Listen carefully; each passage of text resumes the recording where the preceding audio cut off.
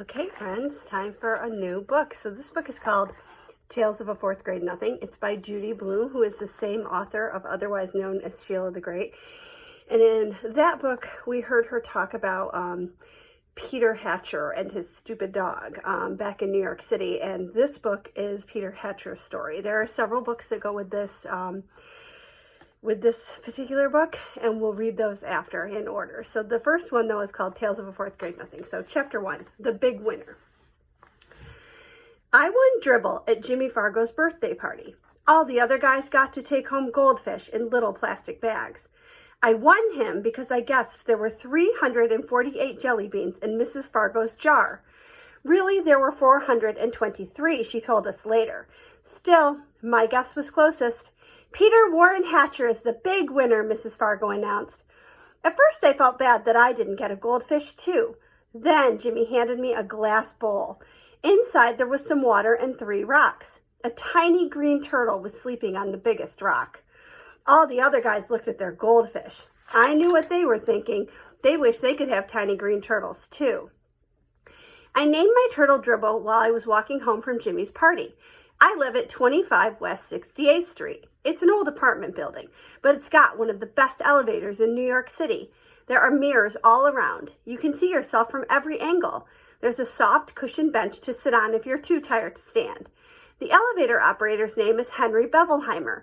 He lets us call him Henry because Bevelheimer's very hard to say. Our apartment's on the 12th floor, but I don't have to tell Henry. He already knows. He knows everybody in the building. He's that smart. He even knows that I'm 9 and in 4th grade. I showed him Dribble right away. I won him at a birthday party, I said. Henry smiled. Your mother's going to be surprised. Henry was right. My mother was really surprised. Her mouth opened when I said, just look at what I won at Jimmy Fargo's birthday party. I held up my tiny green turtle. I've already named him. Dribble. Isn't that a great name for a turtle? My mother made a face. I don't like the way he smells, she said. What do you mean? I asked. I put my nose right down close to him.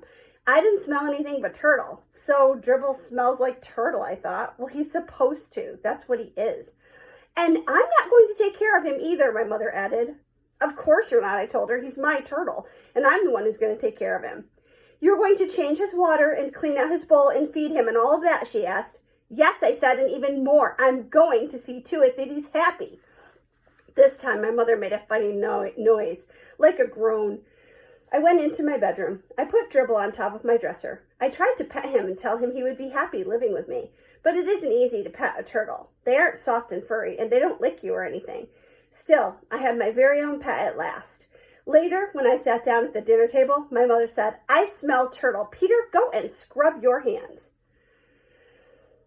Some people might think that my mother is my biggest problem. She doesn't like turtles, and she's always telling me to scrub my hands. That doesn't mean just run them under the water. Scrub means I'm supposed to use soap and rub my hands together. Then I've got to rinse and dry them. I ought to know by now. I've heard it enough. But my mother isn't my biggest problem. Neither is my father. He spends a lot of time watching commercials on TV. That's because he's in the advertising business. These days, his favorite commercial is the one about Juicy O. He wrote it himself, and the president of the Juicy O company liked it so much he sent my father a whole crate of Juicy O for our family to drink. It tastes like a combination of oranges, pineapples, grapefruits, pears, and bananas. And if you want to know the truth, I'm getting pretty sick of drinking it. But Juicy O isn't my biggest problem either. My biggest problem is my brother, Farley Drexel Hatcher. He's 2.5 years old. Everybody calls him Fudge.